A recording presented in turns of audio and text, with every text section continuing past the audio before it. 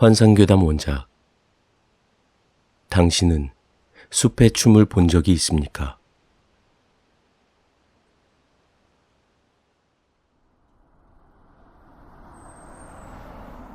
어떤 사람이 한 영역 내에서 가지는 기운, 인기척이라고 할 수 있겠다. 정확하게는 존재감이라고 하겠다. 어릴 적부터 난 그게 없었다. 일부러 기척을 숨긴 건 아니다. 숨바꼭질하듯 숨은 적은 없었다. 오히려 대놓고 다가가도 상대방의 반응은 언제나 비슷할 뿐이었다. 어우, 야, 기척 좀 내고 댕겨. 깜짝 놀랐네. 사람이 움직이면 만들어지는 공기의 흐름, 작은 소리, 미세한 호흡. 오감을 통해 인지할 수 있는 타인의 아우라가 내게선 전혀 느껴지지 않는다고 했다. 키가 자랄 만큼 자라 어엿한 청년이 된 지금까지도. 그런 까닭일까? 나의 성격 역시도 그런 부분을 닮아갔다. 남들 앞에 나서서 나 자신을 피력해야 하는 일들로부터 지쳤으니까. 나서지 말고 나만의 시간에 집중하기. 그게 나의 좌우명이었다.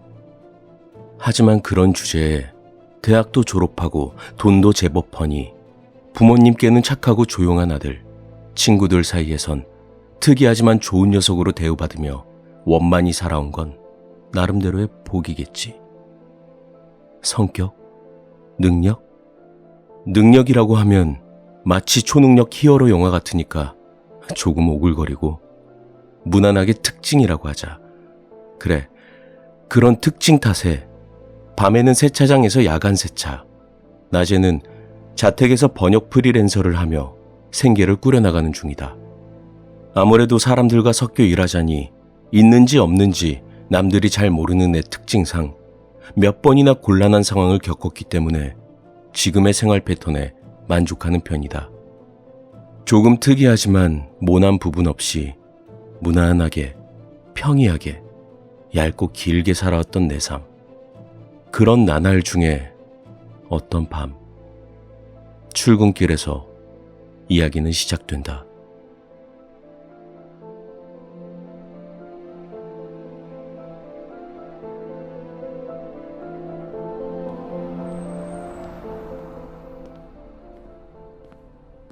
열대야란 말이 불필요하다. 그냥 우리나라를 열대 지방에 있는 나라라고 정의하는 게 맞다. 출근길 위에서 이미 옷은 땀으로 흠뻑 젖어오기 시작했다. 차라리 빨리 가서 세차하면서 그 물을 샤워기 삼아 대놓고 젖어버리는 게 좋겠다 싶을 정도였다.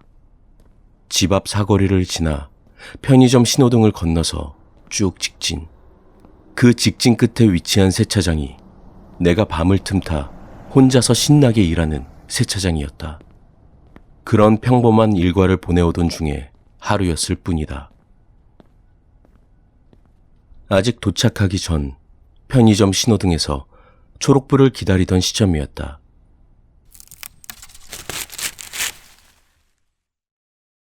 이게 무슨 소리지? 물에 젖은 짐승이 몸을 빠르게 흔들며 물을 털어내는 소리 같았다.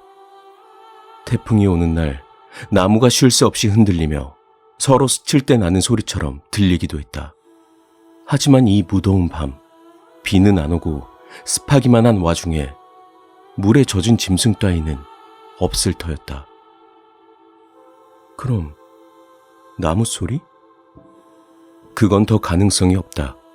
이 열대야 아래 무슨 바람이 불어온단 말인가.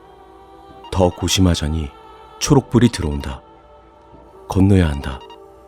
하지만 쓱 돌아본다.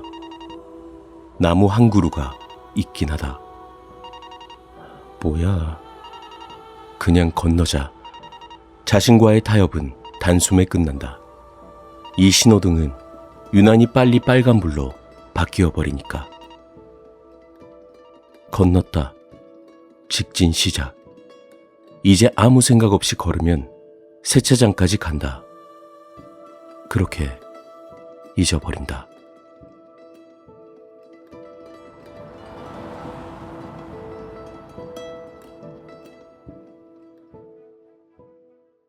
오늘 바쁨? 술 고고? 오, 미친.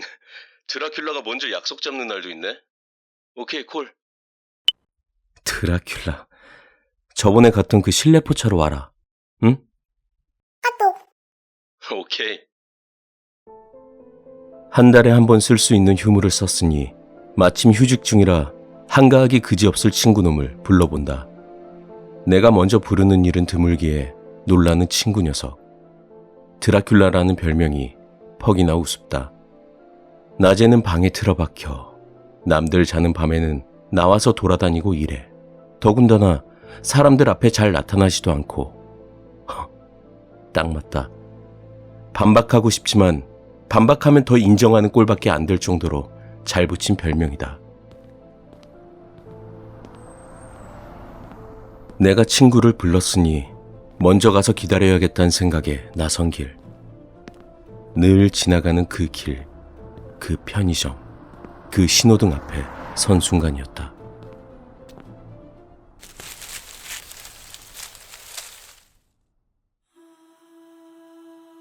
이번에도 바람은 불지 않았다. 그러나 봤다. 춤추고 있었다. 나무가 외부에서 가한 힘 없이 스스로 움직였다. 마치 춤추듯이. 그저 흔들린 것? 아니다, 분명히 춤을 췄다. 이런, 빨간불이잖아. 거기에 대한 불평도 잠깐, 한참이나 그 자리에 서서 나무를 멍하니 바라봤다. 확실하다. 나무가 춤을 춘다. 헛것이 아니다. 와. 감탄의 마무리가 이상한 건 초록불이 되자 지나가는 사람들에게 치인 탓이다. 젠장. 사람이 대놓고 서 있는데 눈이 달렸으면 좀 느껴라. 아니, 봐라. 어라? 사람들이 지나가고 있으니 나무가 움직임을 멈췄다. 내 이름은 나무, 식물이죠. 라고 하듯이 우뚝 멈춰 있다. 기가 막힌 광경은 그 다음부터였다. 사람들이 멀어지자 나무는 미묘하게 다시 움직이기 시작했다. 멈춰 있느라 굳은 관절을 기지개 켜듯이 잎도 움찔, 가지도 움찔, 흔들흔들. 그러더니 다시 춤을 추기 시작했다. 짝을 찾는 구애의 춤일까? 아니면 단순히 재미로 그러는 걸까? 이유는 모른다.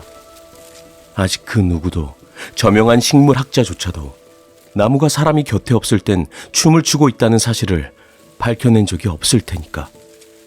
알아냈어도 적어도 교과서에서 가르치지 않는 걸 보면 학계의 정설은 아닌 모양이다. 그러나 나는 똑똑히 보고 있다. 나무는 스스로 춤을 춘다. 저 나무가 왜 내가 보는 앞에선 춤을 출까? 그에 대해선 쉽게 결론에 도달했다. 나는 인기척도 존재감도 없다시피 살아온 사람이었으니까. 내가 여기 있다고 고래고래 외치지 않으면 친한 친구들조차도 날 쉽게 눈치채지 못하듯이 저 나무도 마찬가지인 거다. 날 인식하지 못한 거다. 아차. 벌써 포차에 도착해서 기다리고 있는 친구의 카톡이었다. 먼저 가 있다는 게 이미 늦어버렸다는 사실에 나도 모르게 소리를 뱉었고, 그 순간 나무는 사람이 놀랄 때와 마찬가지로 소스라치게 몸을 떨더니 그대로 굳어버렸다. 사람이 죽은 척, 자는 척을 하듯이 누가 봐도 티가 나는 연기를 하고 있었다. 님, 혹시 내 옆에 있는 건 아니죠? 아, 쏘리. 다 와감. 그날 친구와의 술자리는 물론 즐거웠지만 머릿속에선 나무의 춤이 계속해서 펼쳐졌다. 이 사실을 오로지 나만이 안다는 묘한 감정이 뇌리에 짙게 남았다. 별다를 것 없는 일상을 보냈다. 낮에는 자택에서 번역, 밤에는 사거리, 신호등, 대로를 쭉 따라 세차장 가서 열심히 세차. 그러나 머릿속은 늘 폭풍이 부는 해안처럼 어지러웠다. 아무도 쳐다보지 않는 깊은 밤, 나무가 밤새 춤추고 있다. 이 말을 누가 믿어줄까? 그걸 똑똑히 본 나조차도 여전히 의아할 지경인데, 혹시 내가 돌아버린 건 아닐까? 너무 심심하게, 외롭게, 그렇게 살다 보니 헛것을 본 건 아닐까? 너무나 괴로웠다. 공책에 그 춤을 그리기도 했다. 샤워할 때는 그 춤을 따라 추기도 했다. 야, 집에 있는 화분을 갖다 놓고 너- 잎을 꾹꾹 찌르며 다 알고 있다. 다 안다고 윽박지르기도 움직이지 마. 했다. 너 움직일 수 있잖아. 그런 내 모습을 자, 이렇게 자가 진단하자면 움직여봐. 움직여 보라고. 이거 완전 제대로 돌아버린 놈이 맞다.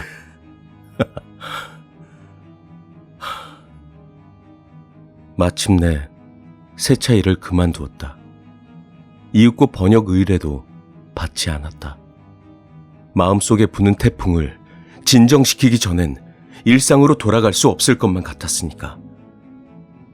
고요하디 고요했던 적도 위 나비 날개짓 같았던 내 삶에 이런 혼란스러운 불청객이 찾아온 건 처음이었으니까. 날 괴롭히는 한 질문의 진실을 조우해야만 내 마음이 정리될 터였다. 식물이 정말로 춤을 추고 있었을까? 마지막으로 붙잡는 세차장 사장님의 권유도 거절. 번역료가 적어서 그런 거라면 조금 더 올려줄 수 있다며 아쉬워하는 번역 거래처 사장님. 나도 아쉬웠다.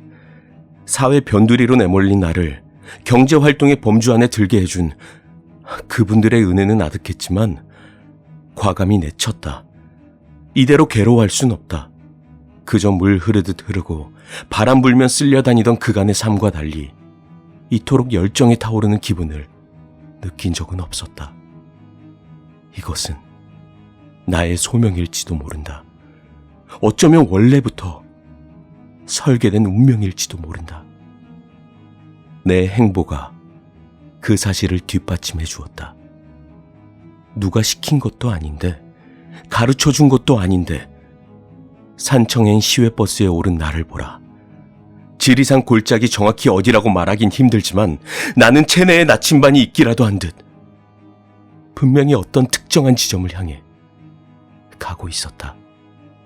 내가 마주하고자 하는 광경을 이해하겠는가? 그곳에 서면 거대한 진실이 있을 게다. 인적이 없는 밤, 암야에 적응하면 나타나는 거대한 숲, 그 거대한 산, 그 전부가 춤으로 가득 찰 것이다.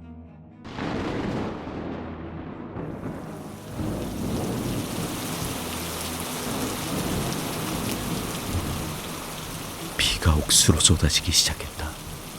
이미 태풍 경보가 발효되어 입산 통제가 실시된 후였다. 나는 당연히 무단 침입이다. 어쩌고 저쩌고 법 위반이겠지. 하지만 난 어떤 의미론 손님이다.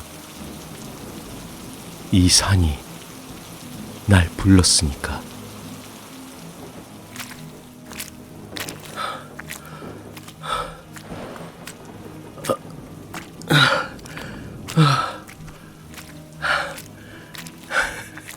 진흙탕이 되어 잘 보이지 않는 등산로, 떠내려가 버린 징검다리, 불어난 계곡, 몰아치는 비바람. 나는 한 마리의 가련한 네 발 짐승, 손가락 발가락 다 써가며 이악 물고 산을 오른다. 없는 길을 따라간다. 내려가야 할 길을 올라서 간다. 랜턴조차 쓸 수 없다. 휴대폰도 켤 수 없다. 문명이 만들어낸 이 길을 단 하나라도 사용해선 안 된다. 그건 인간이다. 곧 기척이다. 존재감이다. 인공의 무엇이 단 하나라도 보여진다면 거대한 진실은 분명 달아날 것이다. 오로지 나의 특징만으로 가야 한다.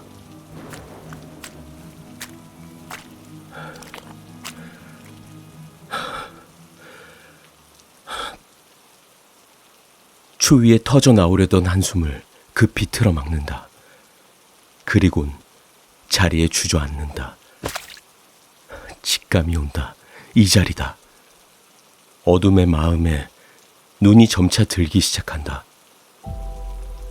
태어나서 처음 와본 지리산. 없던 길을 따라왔지만 분명한 건 이곳, 여기, 옆, 위, 아래, 저기 저편, 산매, 땅, 하늘. 이 장대함 속에 진실이 있다. 이 황홀한 어둠이 점차 개어옴에 따라 진실의 속살이 보인다. 미세한 떨림이지만 산 전체가 그러함에 따라 웅장함이 감돈다. 한 나무, 한 가지, 한 잎사귀가 조용히 몸을 푸는 탓이다. 그리곤 시작.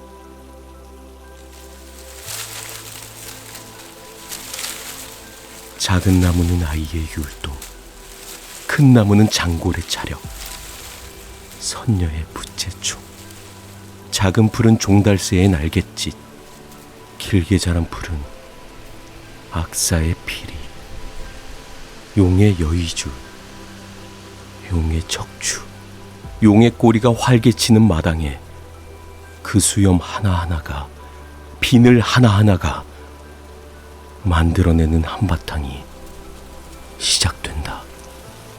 들어본 적 없던, 상상할 수조차 없던 아름다운 선율이자 장관이다. 이 아름다운 진실을 누구라도 좋으니 와서 보라. 너희는 아무도 모른다. 이 풀과 나무가 만들어내는 하늘에 뜬 달만이 하염없이 보다 저물어 갔던, 인간이 이 천지에 있기도 전부터 계속되어 왔을 천연의 합주를.